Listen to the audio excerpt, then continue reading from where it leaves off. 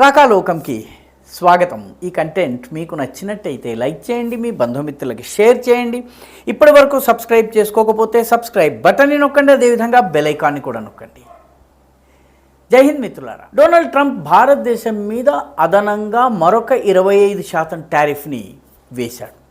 ఇదివరకే వేసినటువంటి 25% దానికి మరొక 25% కలుపుతూ ప్రెసిడెన్షియల్ ఆర్డర్ని జారీ చేశారు.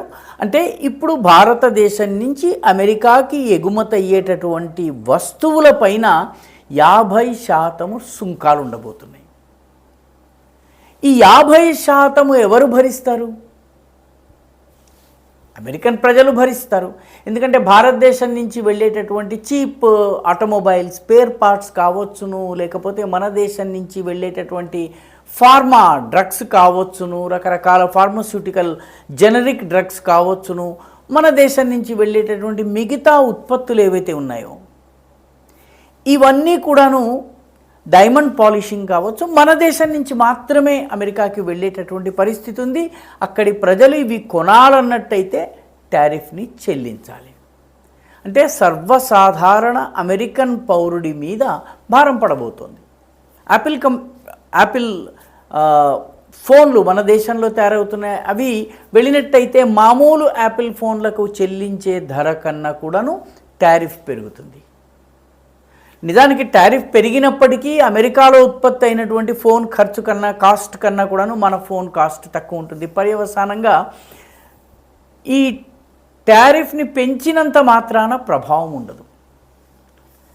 సరే, ఆ విషయాన్ని పక్కన పెడితే ట్రంప్ తాను ఒకవైపు రష్యా నుంచి భారతదేశము చమురుని దిగుమతి చేసుకుంటోంది, ఇంధనాన్ని దిగుమతి చేసుకుంటోంది. దీనివల్ల రష్యాకి డబ్బు వస్తోంది, ఈ డబ్బుతో అది యుక్రెయిన్తో యుద్ధం చేస్తోంది అని చెప్పి భారతదేశం మీద అక్కసు వెళ్ళగక్కుతున్నాడు. కానీ అదే రష్యా నుంచి ట్రంప్ పలాడియం అనేటటువంటి రేర్ అర్త్ మినరల్ని దిగుమతి చేసుకుంటున్నారు చాలా పెద్ద మొత్తంలో. అదేవిధంగా యురేనియంని దిగుమతి చేసుకుంటున్నారు. ఈ రెండే కాకుండా ఫర్టిలైజర్స్ ఎరువుల్ని కూడాను చాలా పెద్ద మొత్తంలో దిగుమతి చేసుకుంటున్నారు రష్యా నుంచి. ఏ రష్యాకి వ్యతిరేకంగానైతే ఈరోజు ఆయన పోరాడుతున్నారో, ఏ రష్యా నుంచి చమురు మనం తీసుకున్నందుకు మనపైన టారిఫ్ల మీద టారిఫ్లు విధిస్తున్నారో అదే రష్యా నుంచి అమౌంట్ కూడా చూస్తే సామాన్యమైనటువంటి మొత్తం కాదు.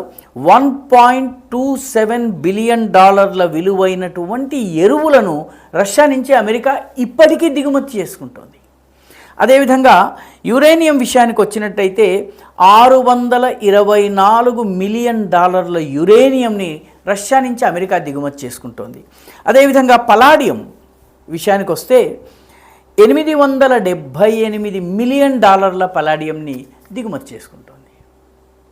అంటే రష్యా చేయవచ్చును, రష్యా చేస్తే సంసారం, కానీ భారతదేశం చేయకూడదు. ఎందుకంటే యుక్రెయిన్ యుద్ధం ఆగాలన్నట్టయితే భారతదేశము రష్యా నుంచి చమురు దిగుమతి చేసుకోవడం, చవక ధరకి దిగుమతి చేసుకోవడం పాపం ట్రంప్ గారికి నచ్చటం లేదు. అయితే ఆయనకి అర్థం కాని విషయం ఒకటి ఉన్నది. ఆయన భారతదేశపు ఎకానమీని డెడ్ ఎకానమీ, ఇది చచ్చిపోయినటువంటి ఆర్థిక వ్యవస్థ అన్నారు. మన దేశంలో ఉన్నటువంటి కొందరు విపక్ష రాజకీయ నాయకులకి చెవుల్లో హాయిగా వీణుల విందైన సంగీతంలాగా కనిపించింది, నోట్లో చక్కెర పోసినట్టుగా అనిపించింది. కానీ వాస్తవం ఏంటి?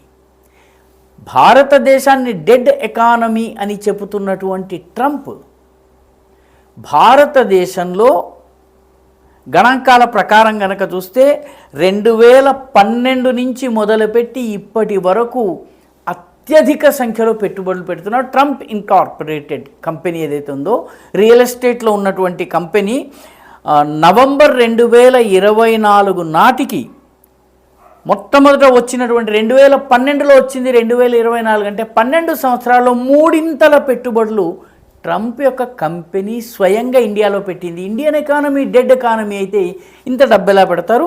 అంటే కేవలము 6 పట్టణాలు ఏంటి? పుణే, గుర్గాం ఢిల్లీకి దగ్గరగా ఉండేది, హైదరాబాద్, బెంగళూరు, ముంబై, కోల్కతా.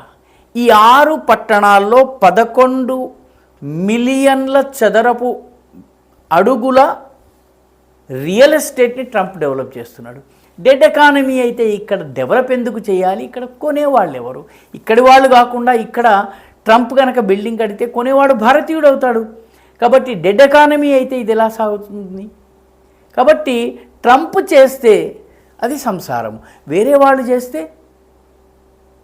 ఇది ట్రంప్ దగ్గర ఉన్నటువంటి రెండు నాల్కల ధోరణి. నిజానికి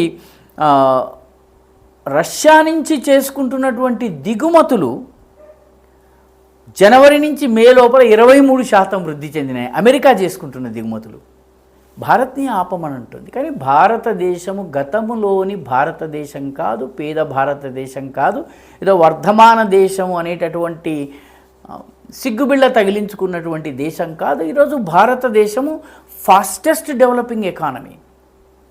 భారతదేశం యొక్క గ్రోత్ రేట్ 6 చిల్లర, అమెరికా యొక్క గ్రోత్ రేట్ 1 చిల్లర. అమెరికా మొదటి నుంచి ధనవంత దేశం కాబట్టి కేవలం గ్రోత్ రేట్ని మాత్రమే పట్టి మనం అమెరికాని భారత్ని పోల్చలేము. అమెరికా ధనవంత దేశం, అందులో సందేహం లేదు. కానీ భారత్ కూడా ప్రపంచంలోని 4వ అతిపెద్ద ఎకానమీ, అది 3వ ఎకానమీ కాబోతోంది. అటువంటి దేశాన్ని డెడ్ ఎకానమీ అని ఆ దేశం పైన ఆంక్షలు విధిస్తున్నారు.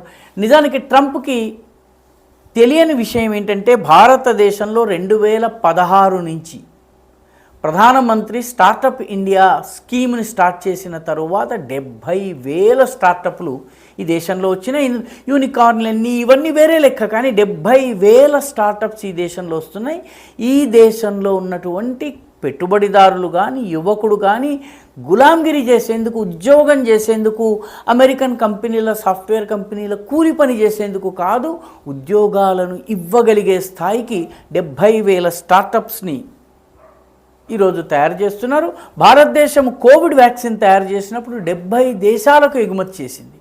ఇందులో చాలా దేశాలకు ఉచితంగా ఎగుమతి చేసింది, మిగతా దేశాలకు డబ్బు తీసుకుని ఎగుమతి చేసింది. అది కూడాను విదేశీ పాశ్చాత్య కంపెనీలు చెప్పిన ధర కన్నా తక్కువ ధరకి పంపించింది. అదేవిధంగా అమెరికా ఒకవైపు ఆంక్షలు విధిస్తున్న సమయంలోనే యూకే తోటి, యుఏఈ తోటి, ఇటీవల యూరోపియన్ యూనియన్ తోటి ఫ్రీ ట్రేడ్ అగ్రిమెంట్స్ భారతదేశం చేసుకునేది దిశగా వెళ్తోంది. ఆస్ట్రేలియాతో కూడాను కొత్త బిజినెస్ వాణిజ్యపరమైనటువంటి ఒప్పందాలు చేసుకుంటోంది. కాబట్టి భారతదేశాన్ని ట్రంప్ విస్మరించలేరు. అయితే ట్రంప్ మోదీని మెడలు వంచగలనని భావించి ఉన్నారు. అందుకనే ఆయన చైనాకి ఇచ్చినటువంటి 90 రోజుల పాస్ బటన్ని కూడా, చైనాకు కూడా టారిఫ్లు పెంచుకుంటూ 100%, 200% పెంచిన తర్వాత పాస్ బటన్ నొక్కాడు కొంతకాలం. భారతదేశానికి ఆ సమయం కూడా ఇవ్వటం లేదు. ఎందుకంటే భారతదేశం ఎదుగుతున్నటువంటి స్థితి ఆయనకు తెలుసు. కాబట్టి భారతదేశాన్ని నొక్కేందుకు భారత్ చమురుని రష్యా నుంచి దిగుమతి చేసుకోకూడదు అని చెప్పి అంటున్నారు. ఆయన యురేనియం దిగుమతి చేసుకోవచ్చును, ఆయన డెడ్ ఎకానమీ అని చెప్పిన భారతదేశంలో పెట్టుబడి పెట్టవచ్చును. కాబట్టి ట్రంప్ యొక్క సిద్ధాంతం చాలా స్పష్టం. తాను చేస్తే సంసారము, వేరే వాళ్ళు చేస్తే.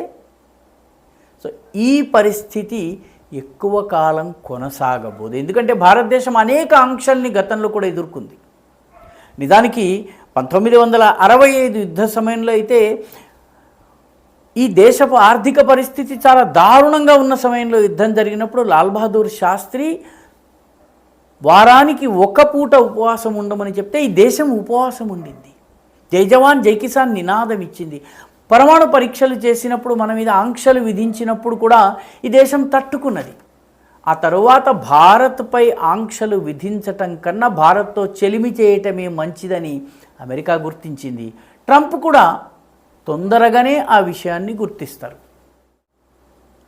ఈ వీడియో మీకు నచ్చినట్టయితే లైక్ చేయండి, షేర్ చేయండి, ఈ ఛానల్కు సబ్స్క్రైబ్ చేయండి. మీ అభిప్రాయాన్ని కమెంట్ల రూపంలో తప్పనిసరిగా పంపించండి.